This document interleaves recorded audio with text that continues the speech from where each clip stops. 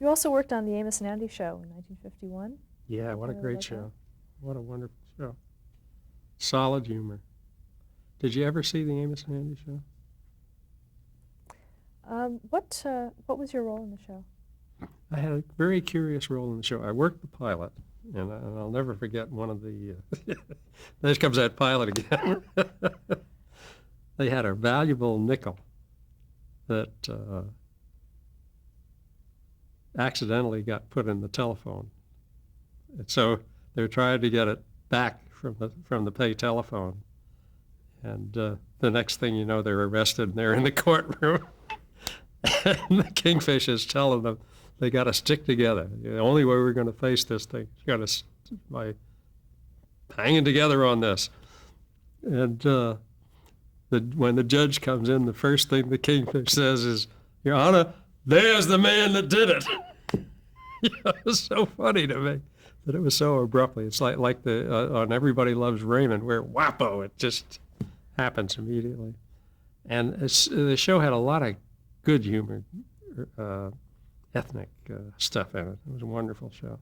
But it fell victim to political correctness because some people thought it was demeaning to blacks. Danny Thomas used to deride that opinion, and he was in a position to know because he did a lot of ethnic humor, and he claimed it was some of the richest humor in the world, and that you should never turn your back on it. Should never decide that it's playing a role that it isn't playing. For instance, there's some kind of scramble to say that the Braves, which is a term for the football team at Birmingham, is an affront to the American Indians. It's not an affront to anybody. If you call a guy a brave, that means they're a full-grown warrior who works for the benefit of the tribe. That's not a derision, but people, I think, are going out of their way to look for derogatory, derisive things. Now, what was the atmosphere on the show for the pilot? Oh, wonderful! Well, they knew it. They knew they had a hit when they did it. Great, funny stuff. Oh God! Who were you cueing? I cued on that several people so that the thing flowed. I can't remember the details, but the interesting thing for me was later when they wanted to show it to an audience. It was a film show. This is a little different now. This is early in that kind of operation where the soundtrack at the time of performance was important. So the audience reaction was important.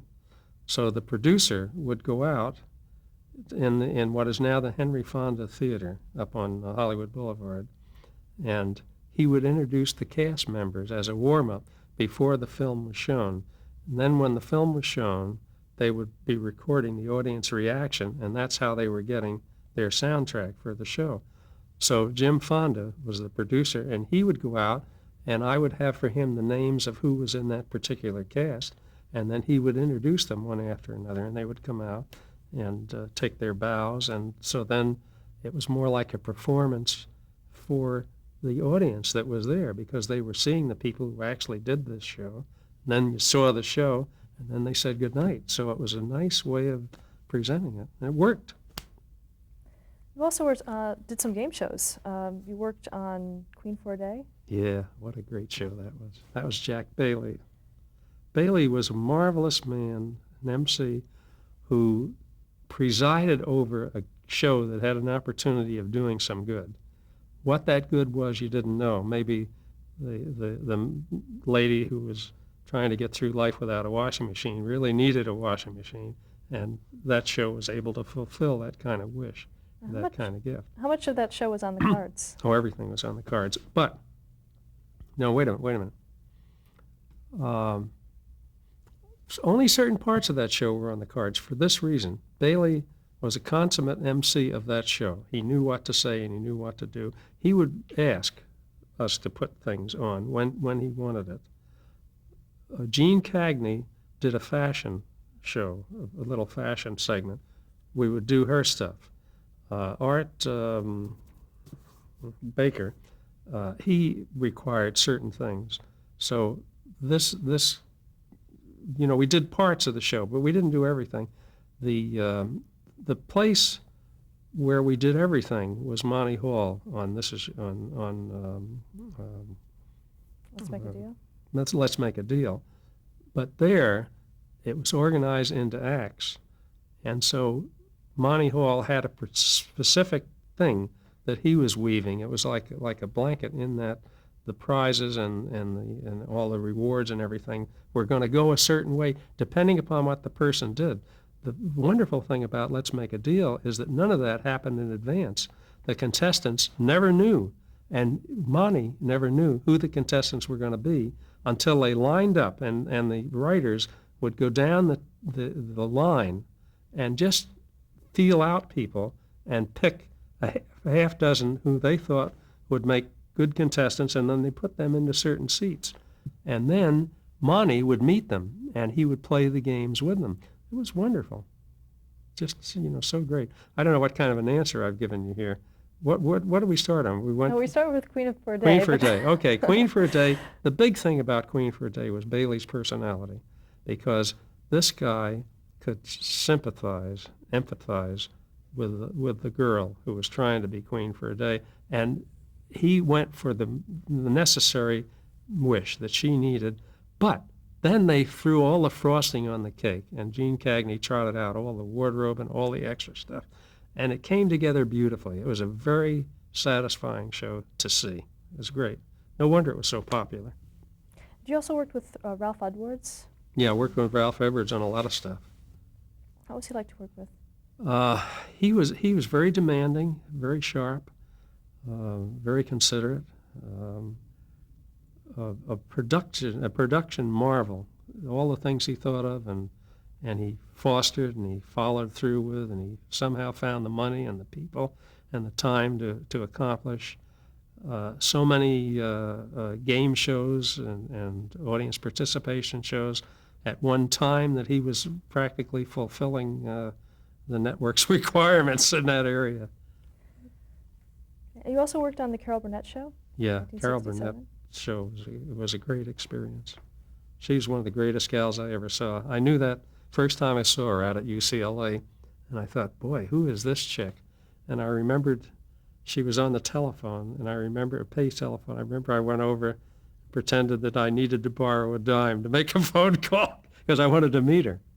And I met her. She said hello. She was cordial, but I didn't meet her because it wasn't until years later that I was able to compete with other companies and be chosen to do the cue cards for her show. And how did she handle the cards? Well, they did an audition for us, oddly enough.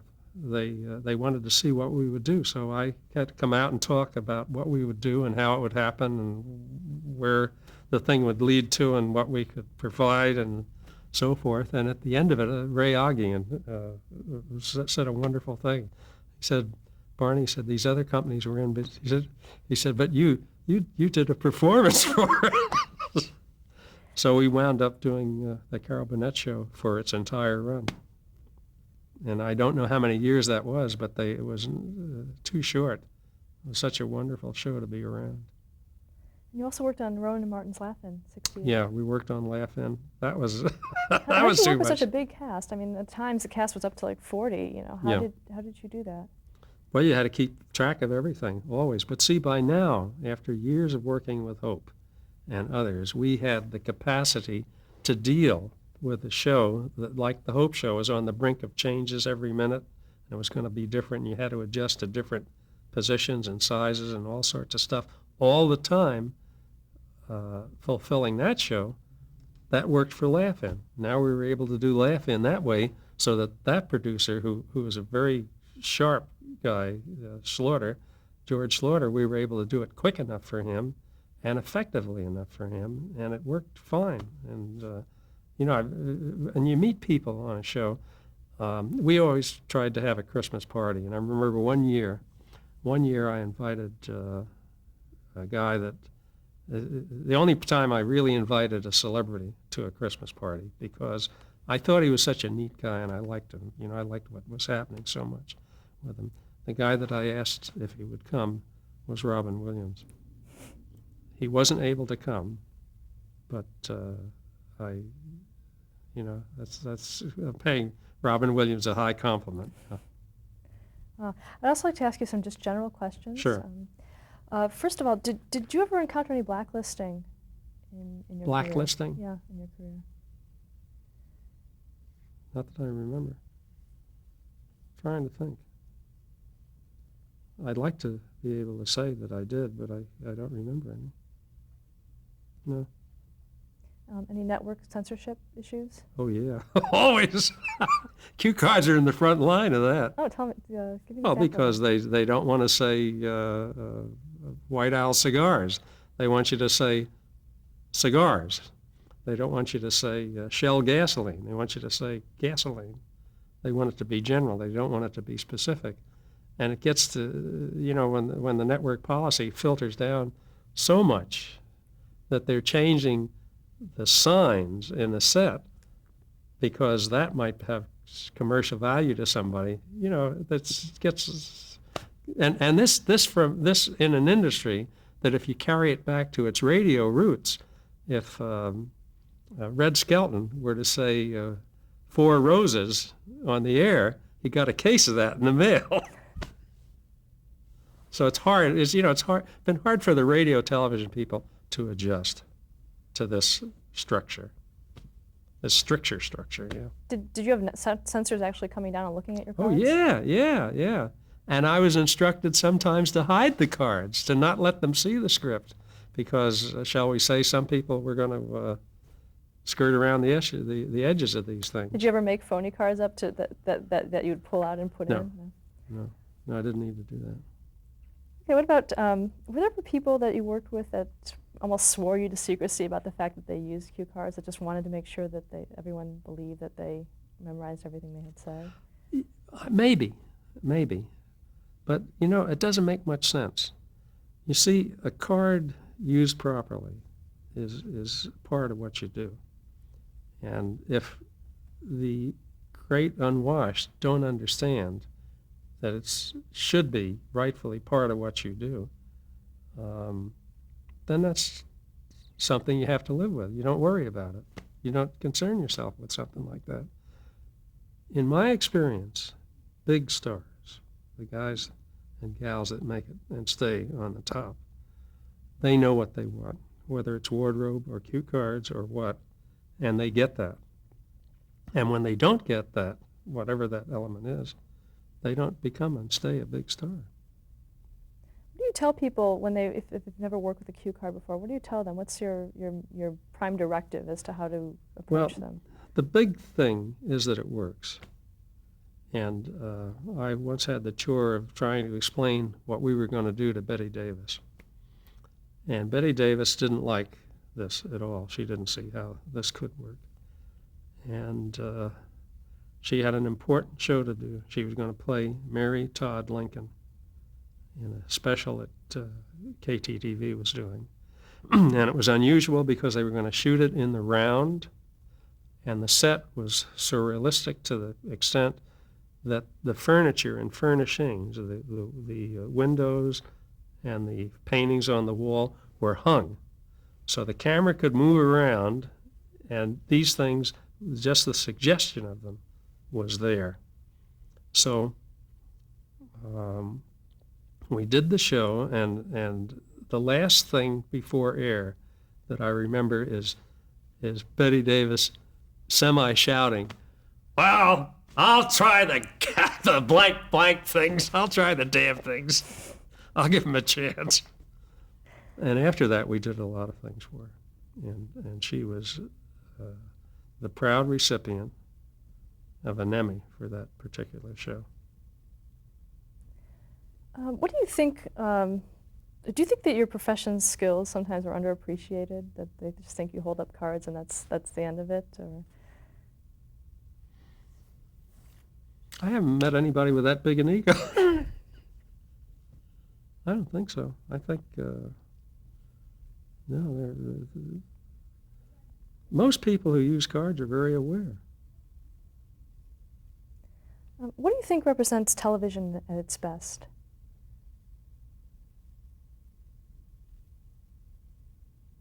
today. What a television we've got today. Dozens of documentary programs, jockeying with dramatic programs, jockeying with great situation comedy, jockeying with feature films, jockeying with great music shows. Not as much variety as there used to be. And then that'll be solved. They'll figure out there'll be a place where you can see variety television, which is really up-to-date musical comedy comment on life. That's what it is. And it's invaluable. The role that a Milton Berle or a Hope or a Crosby plays in bringing that kind of entertainment to you. Dean Martin was superb at it. All these great talents can do this kind of work, and for them not to be on occasionally on account of they can't really compete with car chases and battle action and stuff like that all the time, but there are times when they can. To give you an example, one of the biggest variety shows on the air today is the Macy's Thanksgiving Day Parade on the holiday. You don't think of it as a variety show, but it is. Another one is the Rose Parade. The Rose Parade now, at the beginning, they're liable to do some dance numbers and, to show you people practicing. They used to have pre-shows on the Rose Parade. We did a lot of firsts in what we did. We worked the very first color television show, which came out of New York City. I got a phone call, and Sonny Vosberg was in New York at that time at Fort Lee, I think in Virginia, or no, in New Jersey, and it coincided with a weekend, so he was able to get up to New York and do, I think it was a Donald O'Connor show, the first color television show on the East Coast. And then on the West Coast, we did it sometime after that, which was the Rose Parade for NBC. And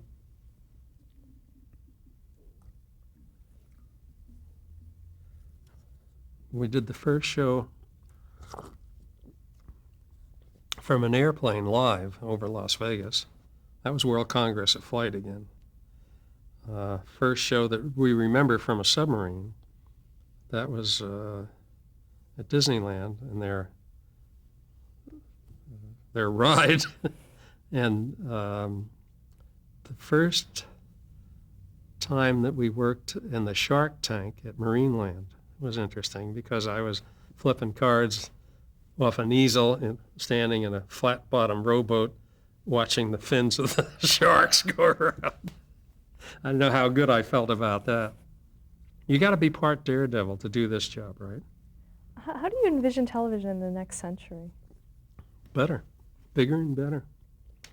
More things than you ever dreamed of. That's what it should be. If it has competition, open business competition, that's what it will be.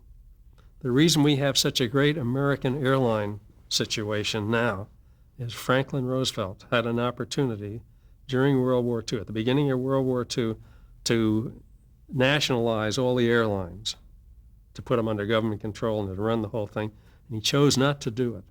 And the result has been the aviation system we have today, which is the best in the world. How would you like to be remembered? Me? Yeah. Just as the keeper of the words. How do you envision the cue card business in the next century? Will it always be there? You say, will it always be there? Probably, yeah. People have any sense. We got to stop for a second. Okay? Emergency pit stop. Stop.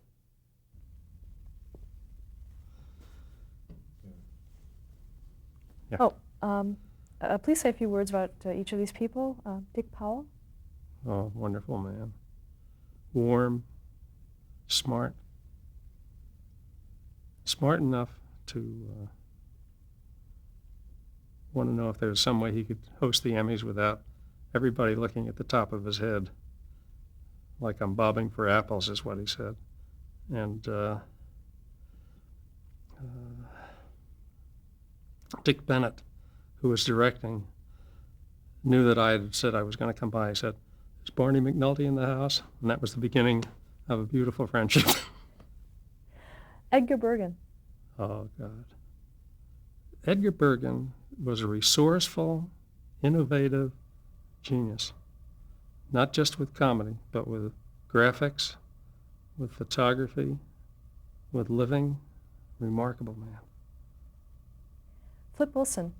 Flip Wilson, full of humor, full of fun, smart, very appreciative and conscious of the role that everybody around him played in his existence, and admired some people that you may not have even heard of Step and Fetch It, but this was a great black performer, and Flip Wilson had an opportunity to, well, to show some appreciation for him by Grace- having him on his show. Gracie Allen. Gracie Allen, bright, bubbly, quick, smart. Ellen Young. Alan Young. Alan Young is wonderful. He's got such a sense of humor and such a sense of doing dialects and timing, and he can portray a Yorkshireman, a Scotsman, a Canadian, or an American equally. Lucille Ball. Lucy, love, great gal. Boy, I was lucky to know her. Gene Kelly. Kelly, sharp, quick, appreciative, and delightful, full of humor, full of stories. Sonny Vosberg.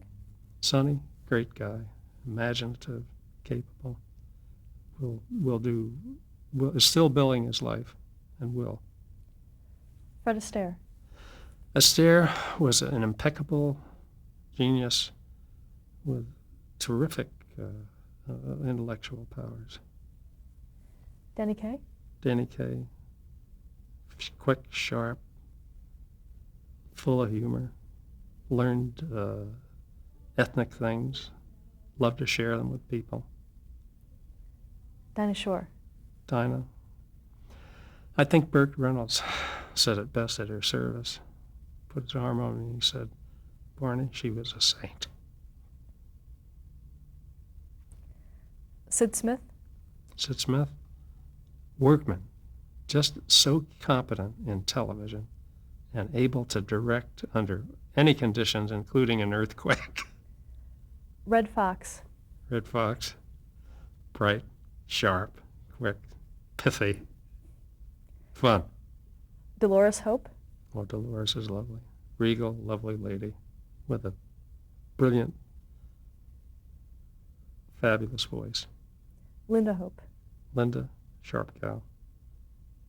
In a tough role, having to administer this behemoth that her father created. Frank Sinatra.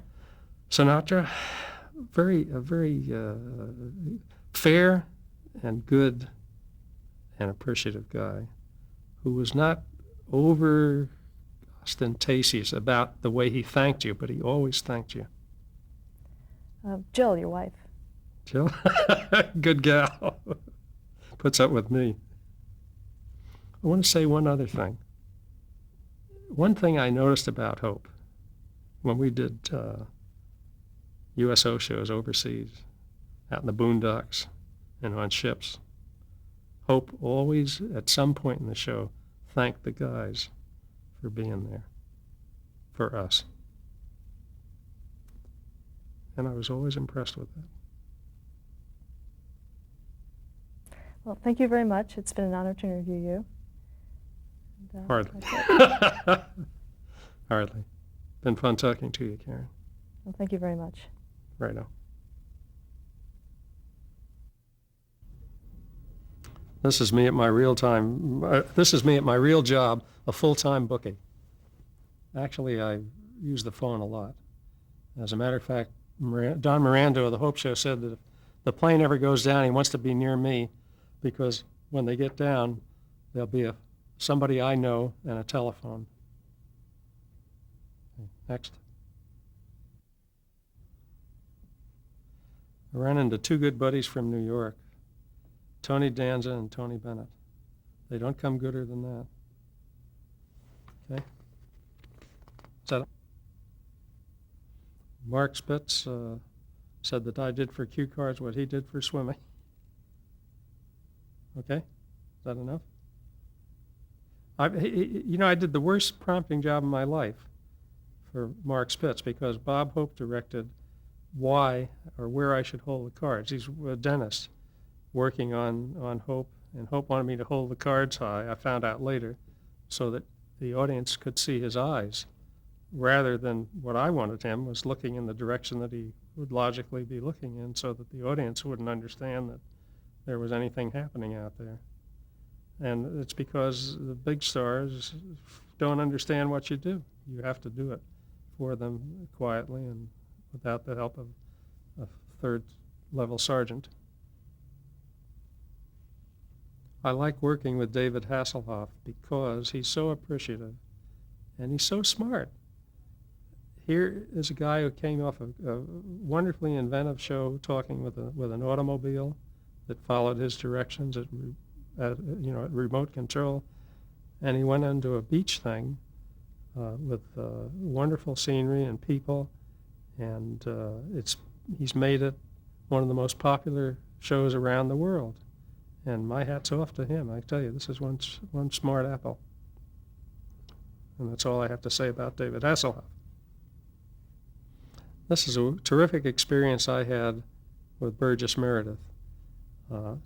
It's kind of small, but he's sitting on the cowcatcher of the, his image is kind of small, but he's sitting on the cowcatcher of the locomotive. And the people doing this wanted me to ask him if he would mind riding on the cowcatcher, because, it's a little dangerous to ride on the cowcatcher. And I said, well, you should ask him. And they said, no, we want you to ask him. And I said, well, all right. And Burgess said, yeah, I'll ride on the cowcatcher. It's you I'm worried about. I said, why? He said, because you're going to be running on the track right in front of an operating locomotive, flipping the cards where you could trip. So that's what the other guy is doing in the shot. You see him to my right. He's there to pull me off the track if there's an accident and I fall down. Burgess was great. No. One of the great things about This Is Your Life was the people that Ralph Edwards did. And here you have Andy Griffith, wonderful guy who has had several careers in television, in comedy and in drama as well. And look how natty he looks, and Ralph Edwards looks. And look at the chap in the middle. That's Ron Howard, who was a big part of Andy Griffith's life, as Griffith was a big part of his life when they were all on Mayberry together. Okay? This amazing guy, Garth Brooks, is a phenomenon like Hope. He's an industry of himself. And what I liked about him, and why I'm proud to have a picture with him, is that he spent an hour and a half after being on The Tonight Show out in the parking lot signing people's autographs. You gotta be a certain kind of performer to do that. Hope always did it. Hope always signed things. Benny did. But when they had time, and we had a case here, I guess, where Garth Brooks had the time, so he thought that much of the people that had come to see him that he would sign for him. That's pretty good. And I'm done with that. Here I am in front of the boss with another piece of script. He's got his pen out, so I know something is coming. Finished. I'm finished with that. This is a shot. I'm not sure who all's in it. I know Rowan and Martin are in it, and I know that Mr. Bob Hope is in the middle there.